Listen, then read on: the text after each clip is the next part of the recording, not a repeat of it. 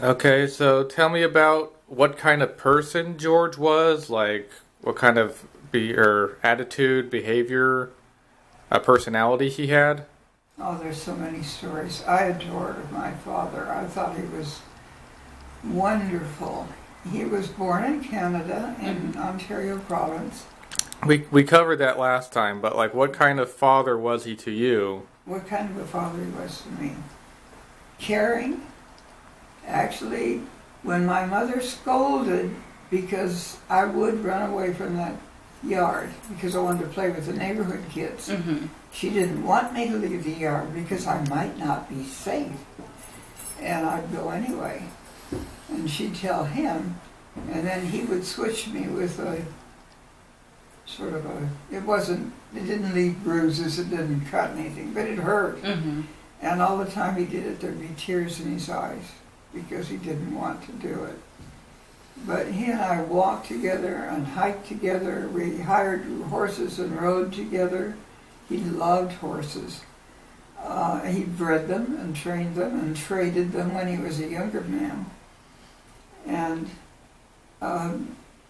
sometimes he would take me to Santa Anita racetrack, and he would bet on the horses, and he would a couple of times let me bet. But he said, this is the way you do it. You've got $2 there. That's it. If it's gone, it's gone. There isn't any more money. You're through. So I bet, and I bet on the wrong horse. Afterward, I noticed that there was a horse there called Sea Magic, who was a son of Sea Biscuit. And I thought, oh, I want to bet on that one. Nope, you've already spent your money. And so I guess he was teaching me how to gamble as well. But we did a lot of things together, and I just was the kid who tagged him all over the house, all over the yard, watching him where he was going. When he and various relatives formed Alpha Beta Grocery Company,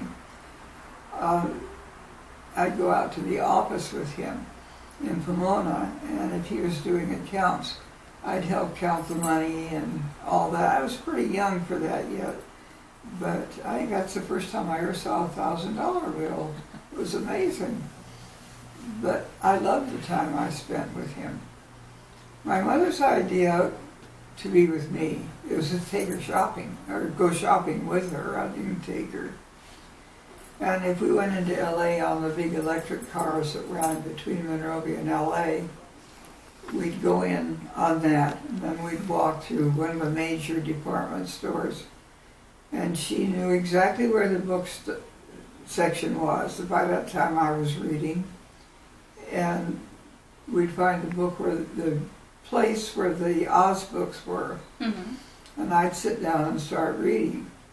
And I was oblivious to everything else. They never stopped me.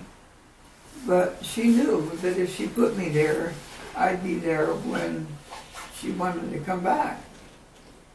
And if she came back and then she wanted to shop some more, we would trek from one place to another and look through a lot of things that I couldn't have cared about.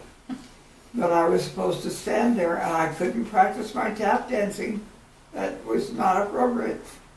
So I had to just stand and wait. And then she'd take me to a restaurant in LA that was called, at any rate, it was a round thing, and the food went around, and when you saw something you wanted, you took it out. Okay. And we went to, I guess it was called the Round Table. It was made up with, like, being in a sequoia grove. And my dad and mom had taken me up there lots of summers. My dad was not healthy, and he felt good up there. It was a high elevation. So we would go up there camping, and she would sit in camp and read. But we hiked a lot of places and talked about it. He told me wonderful stories about his boyhood.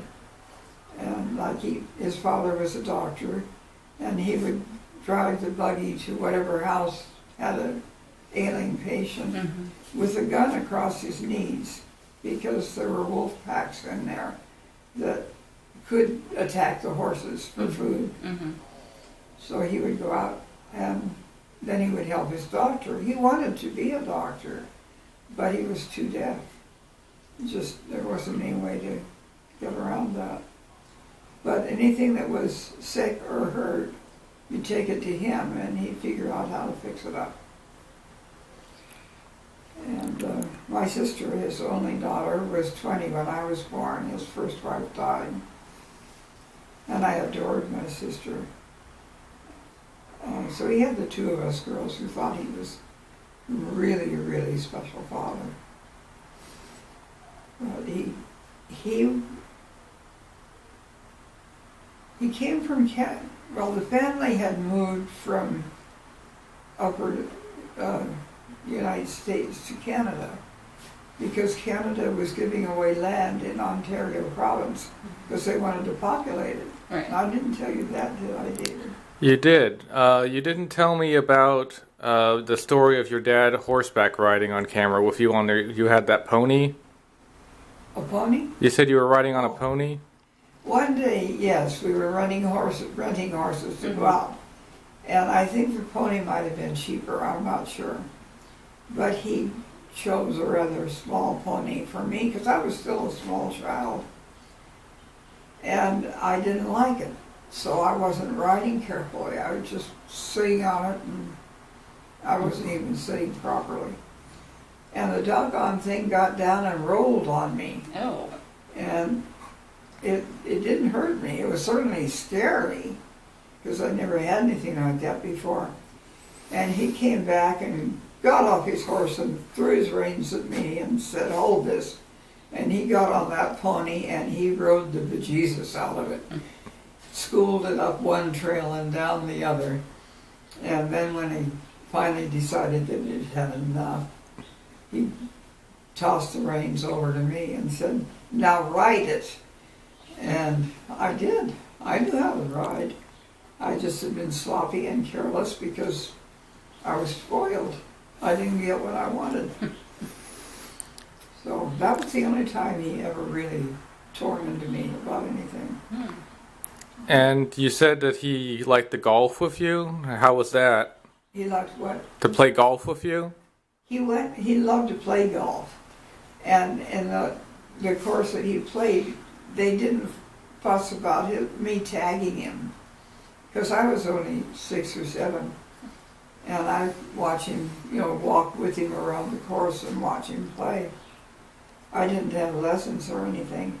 But he did help me create a putting green in our backyard.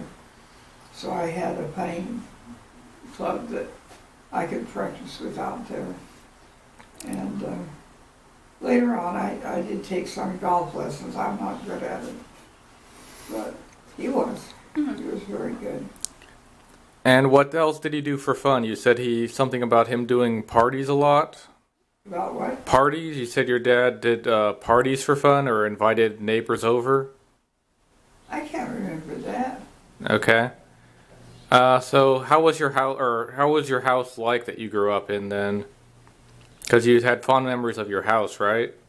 I grew up in an old Victorian house, a big one, which my father bought while my mother was in the hospital having me. Do you know when it was built?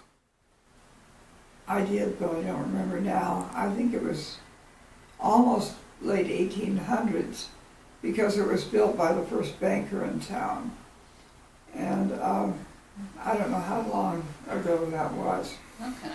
It had a granite hitching post right by the street with iron rings attached. Because I guess the banker had business associates that came in and on their horses and had to tie them up while they talked. And it was a lot of fun to swing on that thing when I was out in front. The house had a full basement. My cats had some kittens down there, which was wonderful for me because I could go down and play with them all I wanted to. And it had one of those cellar doors that slants I think there used to be a song, Playmate, come play with me, come climb my apple tree, come slide my cellar door. Well, you could slide the cellar door, but you had to be careful, because there are splinters. Yeah. And it was a big backyard. I had a croquet set on the lawn, and the neighborhood kids came and played there. And then there was a smaller, not exactly a shed, place that was wood up to a certain height, and then it was canvas, and then it had a roof. And eventually you put a bathroom there. And I had a shelter built at the side of the house and screened. And when it got hot, which it does down there, we'd all move out and sleep outside in the summertime. And